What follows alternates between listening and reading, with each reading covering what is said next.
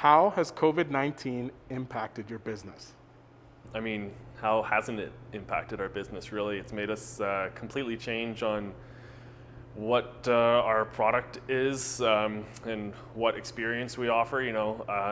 Used to be mainly a dine-in restaurant, and then we did a lot of business with our catering, and catering has kind of all but disappeared, especially during these kind of gray shutdowns, and our dine-in has been lately non-existent, and before, even in the summer, it was definitely limited. So we've really had to kind of reconsider a lot of different aspects of our business, efficiency, quality of the product, our staffing. Really what we tried to do is how can we best duplicate that smokehouse experience for people to take home at times that we're not allowed to eat in. Have you had to change your business model since COVID-19? And if so, how? Yeah, we've definitely changed a lot about our business model since COVID-19. I mean, one of the biggest struggles is that we've really just been, we used to have an annual budget and we could work toward that through the year. So we would know our projected sales going into a season or a month. And lately, the biggest challenge I have found has been really just you never know when a new announcement's going to come and what different color zone we're going to be in next week, let alone a month or 6 months from now. So really we've had to go like a month by month basis with our budgeting. So the management has been a lot different, and then we've had to really adjust what we focused on. Again, like our catering has dropped way down, and that used to be a big focus, especially for our growth. So now that has really changed to mostly takeout being our biggest revenue stream, when that used to be probably our smallest revenue stream back when we had dine-in and catering. What has been your biggest challenge since the pandemic hit?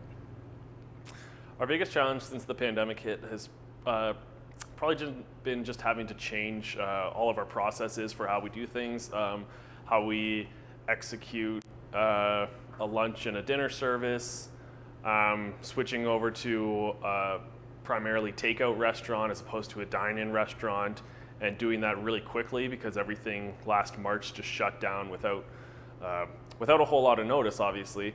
So just the first few weeks especially was a challenge, trying to make sure that we were able to put out the quality that everybody loves us for, and at the same time making it worthwhile for us and kind of building up that revenue and doing as much business in a shorter period of time that we could. And I mean, there were even like some challenges with the building. It wasn't really meant to be like a takeout place, so we had to get creative in kind of manufacturing it into a takeout and a curbside business. I mean, it's just been challenging at every level, really. Staffing, decreasing our staff, and then bringing people back and cross-training a lot of people so that we have fewer staff, but each person here can do kind of a lot more tasks, maybe a little less specialized than they used to be. It's just and kind of taking the hits, rolling with the punches as they come kind of thing, and as we change from green to red to gray and whatever, having to change kind of in a pretty, like in a split second, having to change how we do this process and how we do that. Okay, now we can have 50 people in, now we can only have 10 people in. How do we space people? Do we go by plastic dividers in between tables, and then where's our exit because it has to be different than our entrance? So just all of those kind of little tweaks that we had to make to how our business runs, that is stuff that we really didn't have to think very often about pre-COVID.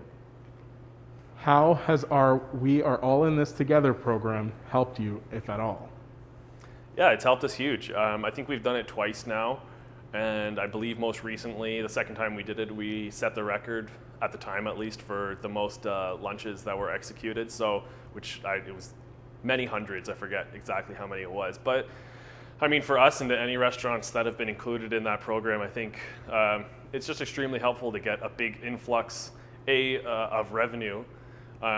Before you even start a business day, you've already got a really good chunk of money, and that helps you pay the bills, pay salary, pay your food, for your food purchases. So obviously, any time that you just get a big influx of money into your bank account, that helps you from a business standpoint, just to stay alive and kind of continue to operating the way you typically would, paying your vendors. It's also helped us a lot just kind of in advertising too, and that's kind of the untold benefit I think of this program has been. It's not just that we're executing 300 or 400 or 500 lunches or whatever it is, it's also that there's 300, 400, 500 people who are now thinking of the Lanc, who maybe next weekend, because they enjoyed their lunch, they might get it again, or they might tell their friends, or somebody who didn't even participate in the program on Facebook. They might have seen people talking about it on Facebook, and now the next day they decide that they were going to get the Lanc for lunch. So, I mean, it's kind of been, again, like, it's always great to get as many orders as you can and get a big influx of revenue, especially in one day and one lunch. So that was really helpful, especially during COVID. And then just as kind of a marketing ploy too. What can we as a community do to help you? I think that like what the community can do best to help, well, first of all, like we can all help each other by supporting small businesses as much as we can when we're allowed to, when they're open, and whether that's going into the store or using them for curbside. So, you know, trying to support a small local business instead of maybe supporting a chain or a big box store, whenever that's necessary. Obviously, it's not always the case, but when it's possible. I think that that's kind of the biggest thing that the community can do, just to help each other, to help local businesses. And then what you can do for restaurants, and for us and probably a lot of other restaurants in particular, you know, obviously keep ordering your takeout, and when we open for dining, come on in and book your reservation.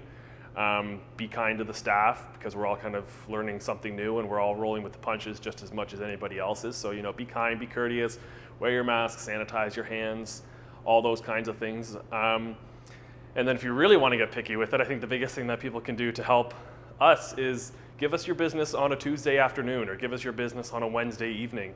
You know, weekends are great. Please keep supporting us on weekends, but we fill up on those weekend nights, and a lot of restaurants, those are their busiest times, and that's obviously when they're really making their money. But if you really want to go above and beyond and be an A-plus customer, order lunch on a slow Tuesday afternoon, because that's those are the slower times, and that's when restaurants really can take on a lot more business, and they're kind of searching for more sales those weekdays during COVID. Weekdays have been really slow. Weekends have, especially for us, been still pretty strong.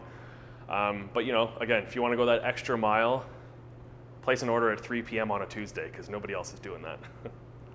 That's it? That's it. Sweet. Good.